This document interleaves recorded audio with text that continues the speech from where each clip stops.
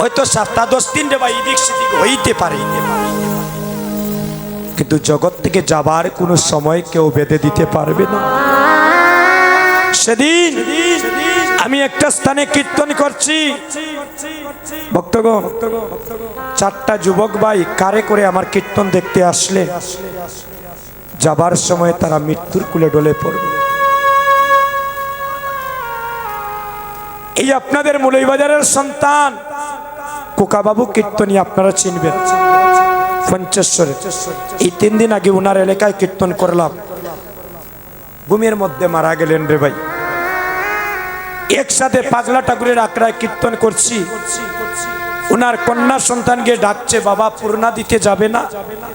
আর বাবা যে রাত্রিবেলা শেষ ঘুমালেন ওটা তো আর বলতে পারেন। এই দিরাই আগামীকাল আমার সুনামগঞ্জ কীর্তন, এই দিরাই হরিমন দাদা কীর্তনী এত মধুর কীর্তন করতেন রে ভাই। একসাথে সাতক কীর্তন করছি দাদা, ঘুমের মধ্যে মারা গেলে। কত মানুষ ঘুমের মধ্যে মারা যায় বক্তব্য। এই কয়েকদিন আগে আপনারা হয়তো অনেকে ফেসবুকে দেখেছেন, আমিও খুব অসুস্থ ছিলাম, 3 ঘন্টারে ভাই কথা বলতে পারি নাই, অক্সিজেন লাগানো ছিল। এই বাড়ির সন্তান এত ভালোবাসেন আমার রনি সূত্রধর ভাই, আমি ওনার ভালোবাসার ঋণ কোনোদিন শোধ করতে পারবো না। আমাকে সেদিন দেখতে গিয়েছিলেন অনেক মানুষ, ফোনে হাজার ফোন দিয়ে আমাদের জন্য আশীর্বাদ করেছিলেন। আপনাদের ভালোবাসায়, আপনাদের আশীর্বাদে হয়তো সেই মৃত্যু থেকে আমিও ফিরে এসেছি। কীর্তন করি আমি করছি না, আমাকে দিয়ে প্রভু কীর্তন করাচ্ছে।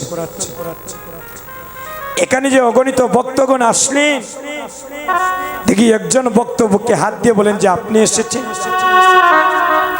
আপনার আসার ক্ষমতা নাই, আপনার যজ্ঞ দেওয়ারও ক্ষমতা নাই, আমারও কীর্তন গিয়া করার ক্ষমতা নাই, যদি গোবিন্দ আমাকে আপনাকে কৃপা না করে।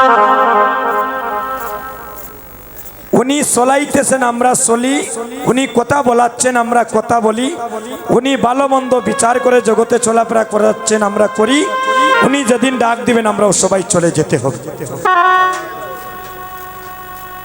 এই জগতে কারো সাধ্য নাই যে ভগবানের আদেশ ছাড়া 1 সেকেন্ড এই দরা দামে টাকার চলা।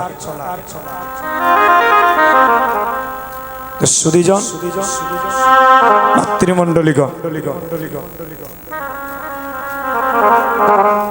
দীক্ষা নিয়ে সবাই যেমন গুরুদেবের শিষ্য হয় না, স্কুল কলেজে পড়াশোনা করে সবাই যেমন ডাক্তার মাস্টার হয় না, এই হরিনাম সংকীর্তনে এসে আমরা সবাই কিন্তু গৌর মনির সাথে মন মনির সম্পর্ক তৈরি করিতে পারি না, কারণ যুগটা বড় মারাত্মক যুগ। এই যুগটার নাম হলো কলিযুগ। যে কলির যুগে আমার সেই ছোট ভাই কীর্তন করলেন, আমি ঘরে বসে শুনলাম, অদ্বৈত প্রভুর কথা বলেছিলেন, যিনি 14 বছর কোনো খাওয়া দাওয়া নাই। এগুলা মিথ্যে নয় রে ভাই, 14 বছর কোনো খাওয়া দাওয়া নাই, যার বাড়ি সুনামগঞ্জ জেলা তাহিরপুর থানা নবগ্রামে, যার মায়ের নাম ছিল নাবাদেবী আর পিতার নাম ছিল কুপের আচার্য, যিনি 14 বছর শান্তিপুরের বাবলাতলায় বসিয়া আমার মহাপ্রভুর আরাধনা করেছিলেন। প্রভু একবার আসো আর এই কলির জীবকে তুমি একবার কৃষ্ণ পথে মতি করে দাও। এই কলির যুগ, এই কলির জীব সত্য ত্রেতা দাপরে যে সাধন ভোজন ছিল, ওই কঠিন সাধন ভোজন করতে পারবে না। সহজ একটা পন্থা বাহির করে দাও, যাতে সহজে তোমার কৃপা লাভ করিতে পারে। তখন একটা শ্লোক এসেছিল, হরের নাম হরের নাম হরের নামইব কেবলম, আর কলৌ নাস্তৈব কলৌ নাস্তৈব কলৌ নাস্তৈব গতিরন্যতা। অর্থাৎ এই কলির যুগে মহাপ্রভু কোনো অস্ত্র ধরেন নাই, কেউ দেখাতেও পারবেন না। তখন নাম প্রেম নিয়ে মহাপাপী জোগাইমা দেইকে উদ্ধার করেছিলেন। যারা রে ভাই কন্টিনিউ নবদ্বীপে মদ খাইতো, জাগতিক জগতের যদি মদ খাই কইব আজ মৌলবাদের মধ্যে তো আমিও হিরো। আর যখন মদন নেশা যাইব কি ওই যে বাতানি জিরো। মদ হচ্ছে দুই প্রকার, জাগতিক জগতে মদ খাইলে 2-4 ঘন্টার হিরো হওয়া যায়।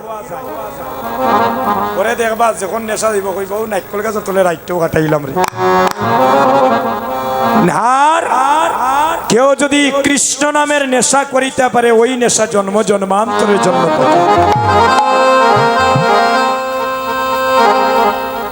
তখন অদ্বৈত প্রভু ওই নেশা নাগানোর জন্য 14 বছর কোনো খাওয়া দাওয়া নাই।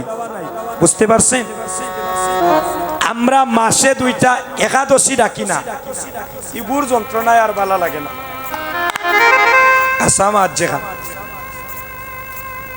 ভগবানের জন্মাষ্টমী আসলে আমরা অর্ধ দিবস উপবাস করতে পারি না দাদা।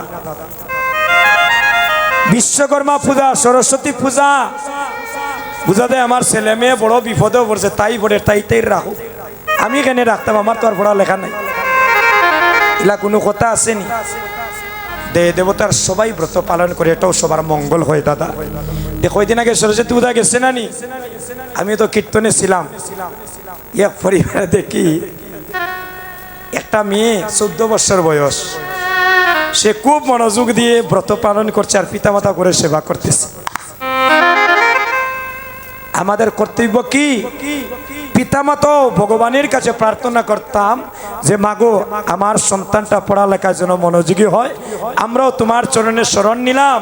আমাদের তো রাজপ্রাসাদও নেই, আমাদের তো অর্থ সম্পদ নেই, আমরা দৃঢ় দরিদ্র। এই বেলপাতার ফুল দিয়ে তোমার চরণে ভক্তিভাবে নিবেদন করলাম। তুমি বিদ্যার দেবী, তুমি আমাদেরকে কৃপা করো। গ্রামে দেখা যায় কীর্তন হইলে যিনি কমিটির দাদা তা নকল বিপদ আইয়। দেখবেন কেন? আপনি আচরি ধর্ম জীবকে শিখায়, আর সেই তো সিদ্ধান্ত গীতা ভাগবতে গায়। ভক্তগণ,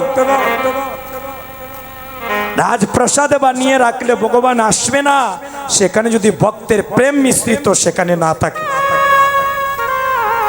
গীতার মধ্যে একটা শ্লোক বলেছিলেন না যে সর্বধর্মান পরিত্যাজ্য মামেকং শরণং ব্রজ ওং তাং সর্বপাপস্য মুক্তস্বামী মা শুচ।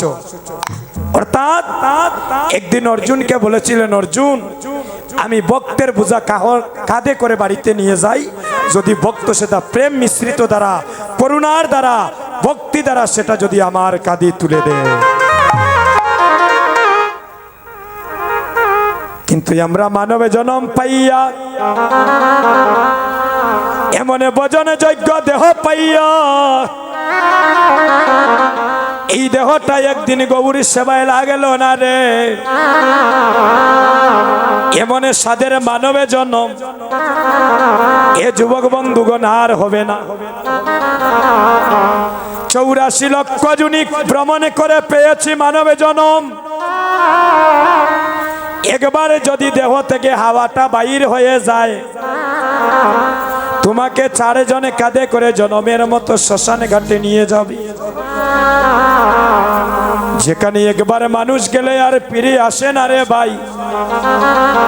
ওই জায়গায় আপনিও যাওয়া লাগবে, আমিও যাওয়া লাগবো, কেউ থাকতে পারবো না। শুনে শুনে শুনে এই জগতে যারা মানব কুলে আমরা জন্ম নিয়েছি, আমাদের একটা সময় বাধা থাকে নাকি? যে আমরা জানি মায়ের মাতৃগর্ভ থেকে 10 মাস 10 দিন পরে সন্তান ভূমিষ্ঠ হয়। আচ্ছা, একজন ভক্ত বলতে পারবেন বুকে হাত দিয়ে আমাদের যাওয়ার কোনো সময় বাধা আসেনি দাদা? আমরা বুঝতে পারি একজন মা ঋতুবতী হলে, গর্ভবতী হলে আমরা বুঝি না নি ওই মায়ের ঘরে অমুক তারিখ ডাক্তার একটা ডেট দেয়, ওই তারিখে মায়ের একটা সন্তান জগতে আসবে, নাকি মিথ্যা বলছি? হয়তো 7-10 দিন রে বা এদিক সেদিক হইতে পারে, কিন্তু জগৎ থেকে যাবার কোনো সময় কেউ বেঁধে দিতে পারবে না। সেদিন আমি একটা স্থানে কীর্তন করছি, ভক্তগণ চারটা যুবক ভাই কারে করে আমার কীর্তন দেখতে আসলে যাবার সময় তারা মৃত্যুর কুলে ঢলে পড়বে। এই আপনাদের মৌলভীবাজারের সন্তান কোকাবাবু কীর্তনী আপনারা চিনবেন, পঞ্চেশ্বরে। এই 3 দিন আগে ওনার এলাকায় কীর্তন করলাম, ঘুমের মধ্যে মারা গেলেন রে ভাই। একসাথে পাগলা ঠাকুরের আখড়ায় কীর্তন করছি, ওনার কন্যা সন্তান গিয়ে ডাকছে, বাবা পূর্ণা দিতে যাবে না? আর বাবা যে রাত্রিবেলা শেষ ঘুমালেন ওটা তো আর বলতে পারেন। এই দিরাই আগামীকাল আমার সুনামগঞ্জ কীর্তন, এই দিরাই হরিমোহন দাদা কীর্তনী এত মধুর কীর্তন করতেন রে ভাই। একসাথে সাতক কীর্তন করছি দাদা, ঘুমের মধ্যে মারা গেলে। কত মানুষ ঘুমের মধ্যে মারা যায় বক্তব্য। এই কয়েকদিন আগে আপনারা হয়তো অনেকে ফেসবুকে দেখেছেন, আমিও খুব অসুস্থ ছিলাম, 3 ঘন্টারে ভাই কথা বলতে পারি নাই, অক্সিজেন লাগানো ছিল। এই বাড়ির সন্তান এত ভালোবাসেন আমার রনি সূত্রধর ভাই, আমি ওনার ভালোবাসার ঋণ কোনোদিন শোধ করতে পারবো না। আমাকে সেদিন দেখতে গিয়েছিলেন অনেক মানুষ, ফোনে হাজার হাজার ফোন দিয়ে আমাদের জন্য আশীর্বাদ করেছিলেন। আপনাদের ভালোবাসায়, আপনাদের আশীর্বাদে হয়তো সেই মৃত্যু থেকে আমিও ফিরে এসেছি। এই কয়েকদিন আগে আপনাদের শ্রীমঙ্গল কীর্তনে ছিলাম, আবার অসুস্থ হয়ে গিয়েছিলাম, সাথে সাথে ইমার্জেন্সি ফ্লাইট করে ঢাকায় ডাক্তার দেখিয়ে আসলাম। ভক্তগণ মহাজন বললেন, যদি কোনো যুবক ভাইয়ের বাড়িতে যাওয়ার পরে আগামীকাল ঘুম ভাঙ্গে, তবেই তো সে দেখতে পাবে সকাল। আর যদি নয়নের ঘুম না ভাঙ্গে রে ভাই, এই রাত্রিটাই মনে করবেন আপনার জীবনের শেষ রাত্রি পরকাল। তাই আমরা এক কাজ করি, মান অভিমানে ছেড়ে দিয়ে, জাতের বিচারে ছেড়ে দিয়ে, ধনের গৌরবে ছেড়ে দিয়ে, যখন আমরা মানব কুলে জন্ম নিয়েছি, এ যুবক বন্ধুগণ, আমার লক্ষ্মীমতী মায়ের আগো, আমরা এই শিবা সঙ্গনে উঁচু নিচু বিচারে ছেড়ে দিয়ে আমরা যেন ভক্তের চরণ দুলি একবার অঙ্গে মাখি। শাস্ত্রে বলছেন, মুচির ছেলে সূচি হয়ে যদি কৃষ্ণ বোঝে, আর সূচির ছেলে মুচি হয়ে যদি কৃষ্ণ তেজে। এমন মানবে জন্ম আর হবে না রে ভাই, যেদিন আমাদের মানব জীবনের বেলি অবসান হবে। এভাবে ঘর থেকে বাহির করে বারিন্দায় রাখবে, শিয়রের পাশে একটা তুলসী বৃক্ষ রাখবে। আদরের সন্তান, আদরের কন্যা সেদিন নয়নে জলে বুক বাসিয়ে কাঁদেবে, কিন্তু নয়নে কুলে সেদিনই দেখব না। পাড়া প্রতিবেশী, জ্ঞাতি গোত্র, আত্মীয় স্বজন পুকুর থেকে জলে তুলে এনে আমায় জনমের মতো স্নান করাবে। স্নান করিয়ে আমায় যোগী বেশ ধারণে করে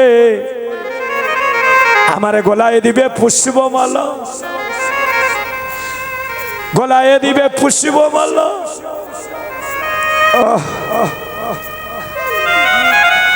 ললাটে দিবে গুফি চন্দন। বলো হরি বল।